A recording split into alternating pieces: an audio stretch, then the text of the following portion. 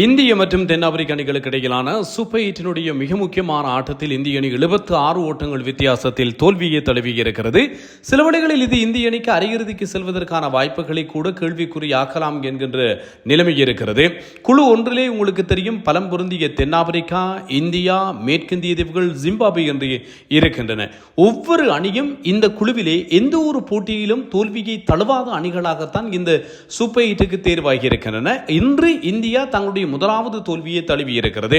ஆகவே குழு 2 விடவும் குழு 1 என்பது ஒரு பலமான வலுவான அணி. ஆகவே அந்த குழுவிலே ஒரு ஆட்டத்தை தோற்றாலும் கூட மிகப்பெரிய ஒரு நெருக்கடிக்குரிய ஒரு நிலைமை வருவதற்குரிய ஒரு வாய்ப்பு இருக்கும். சில வழிகளில் தென்னாப்பிரிக்காவிற்கு அடுத்து வரப்போகின்ற ஆட்டங்களில் ஒரு மழையினால் ஒரு புள்ளி வருமாக இருந்தால் அது கூட தென்னாப்பிரிக்காவை மிகப்பெரிய அளவிலே ஊந்தி தள்ளும். இந்தியாவிற்கு பாரதூரமான விளைவுகளை ஏற்படுத்தலாம் என்று சொல்லி நம்பப்படுகிறது. இந்தியா சொந்த மண்ணிலே போட்டிகளிலே ஆடிக்கொண்டிருக்கிறது. 2020 தரவரிசையிலே முதலிடத்தில் இருக்கின்ற ஒரு அணி, 2020 தரவரிசையிலே முதலிடத்தில் இருக்கின்ற பந்து வீச்சாளர் வருண் சக்கரவர்த்தி, 2020 தரவரிசையிலே முதலிடத்தில் இருக்கின்ற துடுப்பாட்ட வீரர் அபிஷேக் சர்மா, இப்படி நம்பகமான நல்ல வீரர்களோடு மிக நல்ல ஒரு ஃபோமோடு தான் இந்தியா இந்த உலக கிண்ணத்திலே நுழைந்தது. ஆனால் இந்த உலக கிண்ணத்திலே இதுவரைக்கும் இந்தியா தங்களுடைய முழுமையான ஆதிக்கத்தை இந்த உலக கிண்ணத்திலே காட்டவில்லை என்பது சுட்டிக்காட்டத்தக்கது. இதுதான் இந்தியா வெற்றி பெற்று சூப்பர் 8 ஆட்டங்களுக்கு தீர்மானாலும் கூட இந்தியா வெற்றி பெற்ற அத்தனை ஆட்டங்களும் ஏதோ ஒரு நெருக்கடிக்கு மத்தியிலே தான் வெற்றி பெற்றிருக்கிறது. நியூசிலாந்து அணிக்கு எதிரான 5 போட்டிகள் கொண்டதான 2020 தொடரிலே ஒட்டுமொத்தத்திலே டொமினேட் செய்த இந்தியா இங்கே இந்த உலக கிண்ணத்திலே எந்த ஒரு கட்டத்திலும் எதிரணியை டொமினேட் செய்யவில்லை. எதிரணிகள் தான் இந்தியாவை டொமினேட் செய்திருக்கின்றன. ஆனால் இந்தியா போட்டிகளிலே வெற்றி பெற்றிருக்கிறது என்பது இங்கே கவனிக்கத்தக்கது. அமெரிக்கா அணியாகட்டும், நமீபியா ஆகட்டும், இதே போன்று நெதர்லாந்து ஆகட்டும், பாகிஸ்தானிடம் வளமையாக அவர்கள் வெற்றி பெறுகின்ற பாணியிலே வெற்றி பெற்றார்கள். மற்ற 3 ஆட்டங்களும் கூட அவ்வளவு சிறப்பான ஒரு வெற்றியை இந்தியா பெற்றது கிடையாது. இந்தியாவினுடைய துடுப்பாட்ட வீரர்கள் பலர் இந்த தொடர் முழுவதுமாக சோபிக்க தவறு இருக்கிறார்கள். தென்னாப்பிரிக்கா பாருங்கள், கடந்த 2024 T20 உலகக்கிண்ண தொடரினுடைய இறுதிப் போட்டியில் 7 ஓட்டங்களால் தோற்று போனது. ஆனால் இன்று 2 ஆண்டுகள் கழித்து தென்னாப்பிரிக்கா இந்தியாவை துவம்சம் செய்திருக்கிறது. 76 ரன்கள் வித்தியாசத்திலே வெற்றி பெற்றிருக்கிறார்கள். இந்தியாவினுடைய கிரிக்கெட் 2020 கிரிக்கெட் சரித்திரத்திலே இந்தியாவினுடைய அதிக ஓட்டங்கள் வித்தியாசத்தில் தோற்று போன மோசமான 2வது தோல்வி இந்திய கிரிக்கெட் சரித்திரத்திலே அவர்களுக்கு இன்று பரிசளிக்கப்பட்டிருக்கிறது தென்னாப்பிரிக்கர்களால். அது மாத்திரமல்லாமல் தொடர்ச்சியாக 12 ஆட்டங்களில் இவர்கள் 2020 உலகக்கிண்ண போட்டிகளில் தொடர்ந்து 12 ஆட்டங்களிலே வெற்றி பெற்று வந்தவர்கள் என்பதும் ஞாபகப்படுத்தத்தக்கது.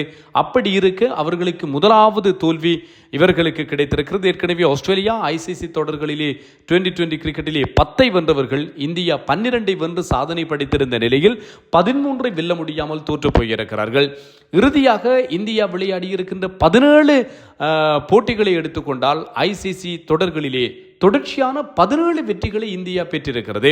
இது மாத்திரமல்லாமல் இந்தியா இறுதியாக விளையாடி இருக்கின்ற ICC தொடர்களை நாங்கள் எடுத்துக்கொள்கின்ற போது இந்தியா வெறுமனே 2 தோல்விகளை தான் தழுவி இருக்கிறார்கள் என்பதும் ஞாபகப்படுத்தத்தக்கது. இந்த 2 தோல்விகளும் அகமதாபாத் மைதானத்திலே வந்திருக்கின்றன என்பதுதான் இந்திய ரசிகர்களை பொறுத்தவரையில் சுட்டி காட்டக்கூடிய அல்லது வேதனையோடு அவர்கள் கருத்துக்களை பகிரக்கூடிய ஒரு விஷயமாக இருக்கிறது. இந்தியாவிற்கு இந்த அகமதாபாத் மைதானம் ராசி இல்லையா என்கின்ற கேள்விகளை இப்போதைய நிலையில் கேட்க வைத்திருக்கிறது. 2023 ஒருநாள் உலக கிண்ணம், 2020 உலக கிண்ணம், 2024 சாம்பியன்ஸ் ட்ரோபி, 2025, 2026 T20 உலக கிண்ணம் என்று கடந்த 4 ஆண்டுகளிலே இந்தியா விளையாடி இருக்கின்ற ICC தொடர்களில் வெறுமனே 2 தோல்விகள் கிடைத்திருக்கின்றன. ஒன்று அகமதாபாத்திலே ஆஸ்திரேலியாவுக்கு எதிரான ஒருநாள் உலக கிண்ணத்தினுடைய இறுதிப் போட்டி, மற்றது இன்று தென்னாப்பிரிக்காவுக்கு எதிராக கிடைத்திருக்கின்ற தோல்வி.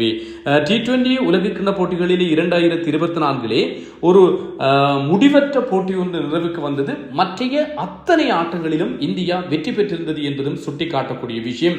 இந்தியாவை பொறுத்தவரையில் மொத்தம் உலகக்கிண்ண ஆட்டங்கள் 12 11 வென்றார்கள். இதே போன்று 2020 உலகக்கிண்ண ஆட்டங்கள் 9 அவர்கள் 8 வென்றார்கள், 1 நோ ரிசல்ட். சாம்பியன்ஸ் ட்ரோபியிலே 5 ஆட்டங்கள் 5 வென்றார்கள். இப்போது இந்த T20 உலகக்கிண்ண போட்டிகளிலே 5 ஆட்டங்கள் இந்தியா ஒரு தோல்வியை தழுவி இருக்கிறது. இந்திய ரசிகர்களினுடைய சில பதிவுகளை பார்க்கக்கூடியதாக இருந்தது. 2011 ஆண்டும் இப்படித்தான் இந்தியா குடிநிலை ஆட்டத்திலே தென்னாப்பிரிக்காவிடம் தோற்றது. பின்னர் இந்தியா சாம்பியன் ஆனது என்று சொல்லி எல்லாம் வரிந்து கட்டி கொண்டு வருகிறார்கள். ஆனால் தென்னாப்பிரிக்கா விளையாடிய இன்றைய கிரிக்கெட்டை பார்க்கின்ற போது இந்தியாவிற்கு அச்சுறுத்தல் கொடுக்கக்கூடிய ஒரே அணி தென்னாப்பிரிக்கா மட்டும்தான். இறுதிப் போட்டியில் விளையாடுவதற்கான அத்தனை தகுதிகளும் இந்தியாவிற்கு மன்னிக்கவும் தென்னாப்பிரிக்காவிற்கு அதிகமாகவே இருக்கிறது. லுங்கி இன்கிடி இன்றைய நாளிலே பெருமளவிலே விக்கெட்டுகளை கைப்பற்றி கொடுக்காவிட்டாலும் கூட லுங்கி இன்கிடி ஒரு பக்கத்திலே கிரியேட் பண்ணிய பிரஷர் தான் இன்று தென்னாப்பிரிக்காவினுடைய மற்றைய பந்து வீச்சாளர்கள் விக்கெட்டுகளை கைப்பற்றுவதற்கு காரணமாகிறது. பவர் பிளே ஓவர்களிலே அவருடைய வேரியேஷன், அவருடைய ஸ்லோ போல் மிக பெருமளவிலே இந்தியாவை அச்சுறுத்தி இருந்தது என்பதும் ஞாபகப்படுத்தத்தக்கது. இதே போன்று முகமது ஆமீர் அண்மையிலே ஒரு கருத்தை சொல்லியிருந்தார். அபிஷேக் சர்மாவும் சரி அல்லது திலக் வர்மாவும் சரி, அபிஷேக் சர்மாவும் இஷான் கிஷானும் இந்திய ஆரம்ப வீரர்கள் ஆஃப் ஸ்பின் பந்து வீச்சாளர்களுக்கு எதிராக விளையாட மாட்டார்கள் என்று சொல்லியிருந்தார். இதைத்தான் நீங்கள் பார்த்தீர்கள் என்று சொன்னால் இந்தியா பாகிஸ்தானுடைய சல்மான் அலியகா, இன்று முகமது ஆமி, இன்று மாக்ரம், இப்படி எல்லோரும் முதலாவது ஓவரை சுழற்பந்து வீச்சாளர்களோடு இந்தியாவுக்கு எதிராக ஆரம்பிக்கிறார்கள் என்பதும் சுட்டிக்காட்டக்கூடிய ஒரு விஷயம். அபிஷேக் சர்மா தரவரிசையிலே முதலிடத்தில் இருக்கின்ற பந்து வீச்சாளர், 3 டக் அவுட்கள்.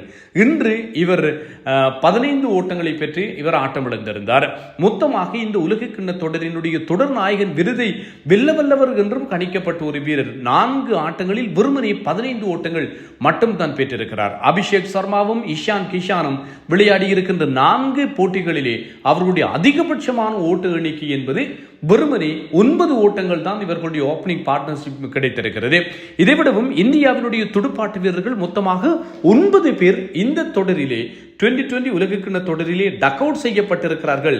எந்த ஒரு அணியும் இவ்வளவு மோசமான டக் அவுட்களை இந்த உலகக்கிண்ண தொடரிலே சந்தித்ததில்லை. அபிஷேக் சர்மா மொத்தமாக 2 தடவைகள் இவர் டக் அவுட் செய்யப்பட்டிருக்கிறார். 3 தடவைகள் அபிஷேக் சர்மா டக் அவுட் செய்யப்பட்டிருக்கிறார். அக்சார் பட்டேல் 2, இஷான் கிஷான், சிவம் துபே, வருண் சக்கரவர்த்தி, ஹார்திக் பாண்டியா என்று சொல்லி ஒவ்வொரு தடவைகள் டக் அவுட் ஆகியிருக்கிறார்கள். ஆக 9 டக் அவுட்களை இந்தியா சந்தித்திருக்கிறது என்பதும் நினைவுபடுத்தக்கூடியதாக இருக்கிறது. ஒரு மிக மோசமான ஒரு பிரதியாக இந்தியாவினுடைய பிரதிகள் இருக்கின்றன.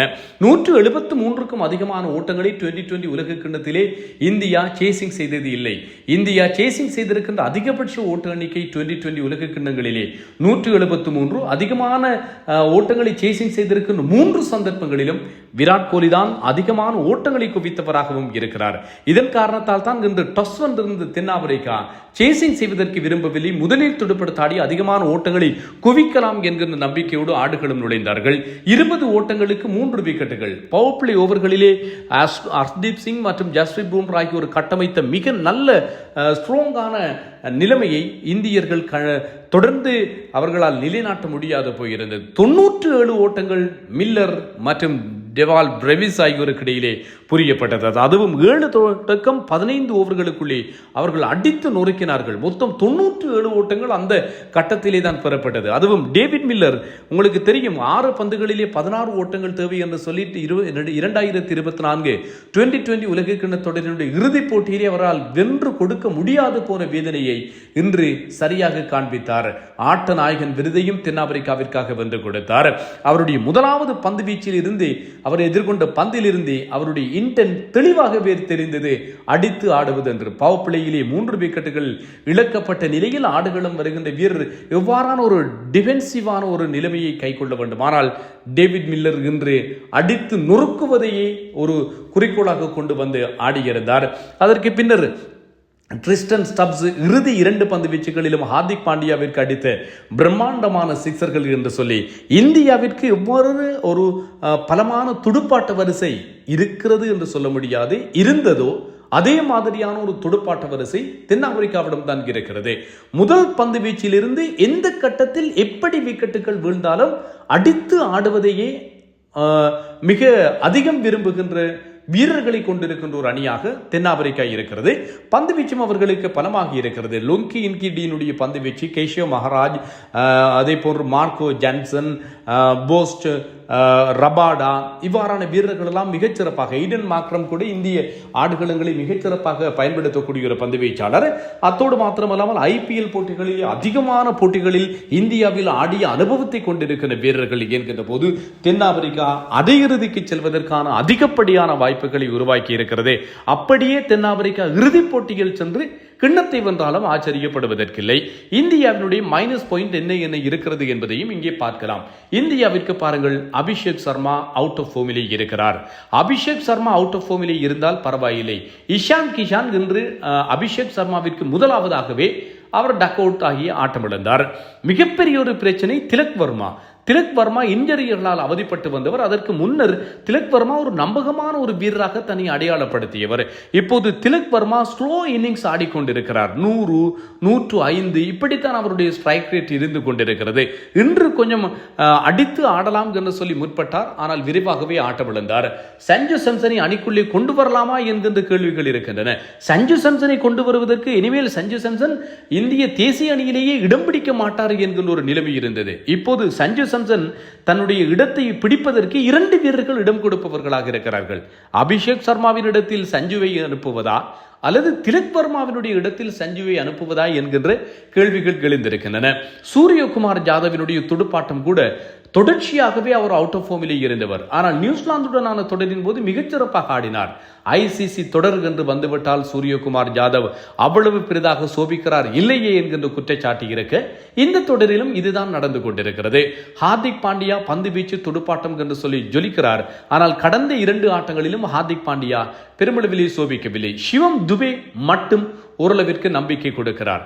துடுப்பாட்டம் என்று சொல்லி வந்துவிட்டால் இஷான் கிஷான், சிவம் துபே இந்த 2 வீரர்களையும் விட யாரும் நம்பிக்கை கொடுக்கவில்லை. ஈவன் ரிங்கு சிங் கூட அவருடைய இடத்தை சரியாக அவர் பயன்படுத்திக் கொள்ளவில்லை. சரியான வாய்ப்புகளை அவர் திறமாக காண்பிக்கவில்லை என்பதும் கவனிக்கத்தக்கது. இன்று உபதலைவர் அக்ஷார் பட்டேலை அணியிலிருந்து நீக்கிவிட்டு வாஷிங்டன் சுந்தருக்கு வாய்ப்பு கொடுத்தார்கள். இடதுகை துடுப்பாட்ட வீரர்கள் அதிகம் இருக்கிறார்கள் என்கின்ற நம்பிக்கையில் சில வழிகளில் ஒரு ஆஃப் ஸ்பின்னரை அணிக்குள்ளே கொண்டு வந்திருக்கலாம்.